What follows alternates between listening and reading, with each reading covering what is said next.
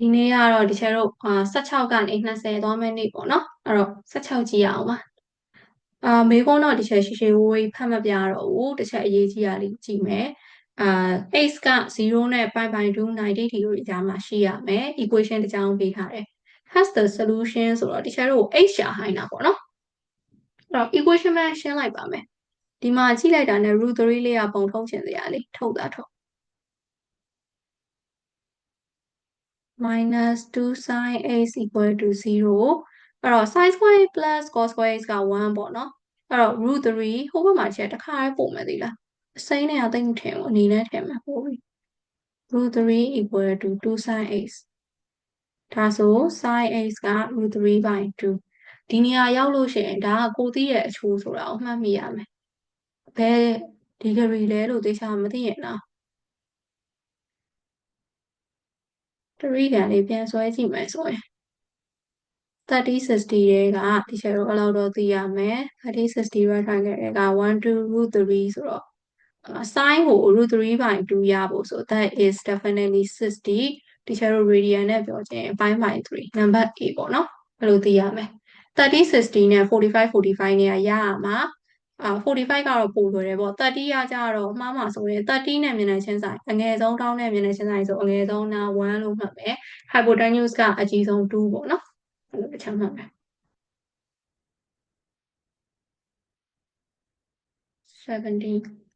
17ကကြတော့ဒီလိုကောင်မျိုးကိုဒီချက်ကလေပုံစံနည်း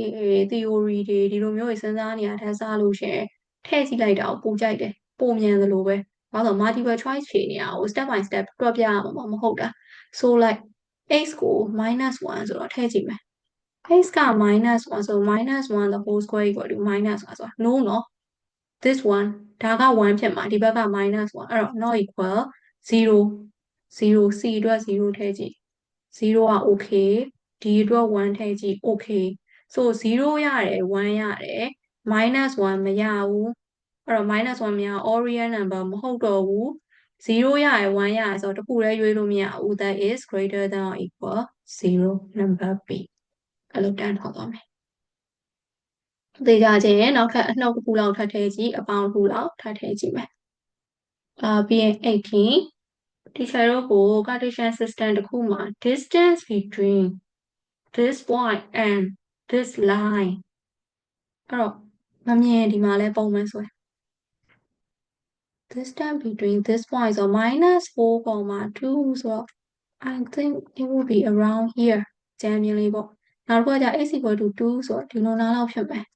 x equal to 2ဆိုတော့2ဖြစ်တဲ့နေရာမှာ teacher တို့က line ဆွဲချလိုက်မယ်သူတို့じゃ distance လို့ပြောရင် distance ကို teacher တို့ကလေဒီ point နဲ့ဒီ line နဲ့ဆိုဒေါင်းမှန်ကြဆွဲရတယ်ဒီလိုကြီးစောင်းဆွဲဒေါင်းမှန်ကြလေးဆွဲလိုက်မြင်နေရပါပြီ -4 ကနေ2ထိသွားတယ်ဆိုတော့ that is 6ပေါ့နော် the answer is 6ပါဒီမှာ and then 19ကလည်း x power 4 less than -5ဆိုတော့4တက်တင်တာဘလို့မှအနှုတ်မထွက်ဘူး -5 ထက်နည်းတာပိုတော့မဖြစ်နိုင်သေးရဆို no values of x ပါသွားပြီးတော့ကြတော့မဟုတ်တရုပ်တွေလို့ဖို့မကြမ်းပါနဲ့4 root တွေပါအတွေး iPad တွေဒီသွားနေစရာကိုမလိုဘူး minus ထွက်စရာကိုမရှိဘူးလို့သိထားရင်ဒါအဆင်ပြေတယ် number sense လေးရှိတာနဲ့ပြီးရင်နောက်ဆုံးတစ်ပုဒ်လည်းခုနကအပေါ်ကတစ်ပုဒ်လိုပဲဒီချက်ကလေဒီမှာလဲ theory နဲ့စဉ်းစားထားဆိုင်ခဏန်းထည့်ကြည့်လိုက်တာပဲကြိုက်တယ်ဘယ်လိုထည့်မလဲ0နဲ့2ပိုင်ကြာမှရှိရကိုလွတ်ရတဲ့ဟာစဉ်းစားကြည့်အဲ့တော့090 180 270ဒီကောင်တွေက unit circle နဲ့စဉ်းစားလို့ရတယ်ဒီချေရင်ကပြောဖြစ်လားမပြောဖြစ်လားမှမမိဘူးလောက်တာတွေက recording တွေကလည်းများအပြင်မှာသင်တာတွေလည်းများနေတော့အဲ့တော့ထပ်ပဲလုပ်ပြလိုက်မယ်အဆင်ပြေတော့နော်မကောင်းတော့ unit circle ဆိုတာဒီလိုလေးဒီချက်တော့1 unit နဲ့ဆိုရ1 unit ဆိုတော့1 inch ပဲဖြစ်ဖြစ်1 centimeter ပဲဖြစ်ဖြစ်1 unit ဖြစ်ရင်ပြီးရော0.0ကနေပြီးတော့ဒီချက်တော့ -1.0 1 unit ဆိုတော့လေ0.1 -1, 0, 0, -1 0 degree 90 180 270 360 ဒီလိုမျိုးအဲ့ဒီတိုင်းသွားအဲ့တော့သူ့ကိုဘယ်လိုကြည့်လဲဆိုရှေ့ cos နောက် sin ရှေ့က cos နောက်က sin အဲ့တော့ဥပမာ sin 0ဆို0မှာကြည့်နောက်က sin ဆိုတာ sin 0 is 0 cos 0 degree is 1 like that ပြီးရင်90ဆို90ကိုသွားကြည့် sin 90နောက်ကကောင်ကြည့်1 cos 90 degree is 0 like that အဲ့ကနေ90 180 270အကုန်ရမယ်စဉ်းစားကြည့်ဒီထဲမှာ sin နဲ့ cos နဲ့ပေါင်း √2 ဖြစ်တာမရှိဘူးညီရင်ညီ √2 ထက်ကြီးရဆို√2 ထက်ကြီးရရတော့ရှိလားပေါ့နော်တစ်ချက်ကြည့်ရအောင် greater than or equal √2 ဆိုတော့ကြတော့တဲ့ √2 is 1.414 လောက်ထင်တယ်အဲ့ဒါဆိုလို့ရှိရင်ဒီချေတို့1ပဲရမယ်0တို့90တို့ဆို180 270ဆို -1 အောင်ဖြစ်နေပြီ no မရှိဘူးဒါဆိုကိုလို့ရဒါရေးမှမပါတော့ဟုတ်တယ်နော်အဲ့တော့ all 8ဆိုတာမဖြစ်နိုင်တော့ဟုတ်တယ်နော်တစ်ခုပယ်ကိုပယ်သွားပြီအဲ့ဒါပြီးရင်နောက်ထပ်အလို့ရတဲ့ဟာစဉ်းစားကြည့်တကယ်လို့ကိုကလုံးဝအလို့ရနေရလို့ဆိုရင်တော့လေအချို့တွေများများမှတ်မိရလို့ဆိုရင်တော့အဲ့လောက်တောင်စဉ်းစားနေကြမလို့တကယ်က45လေးကိုစဉ်းစားလိုက်လို့ရှင် quantity တွေ့သွားလိမ့်မယ်45ဆိုရင်11 √2ဆိုတော့ sin cos ကလည်း1/√2 sin ကလည်း1/√2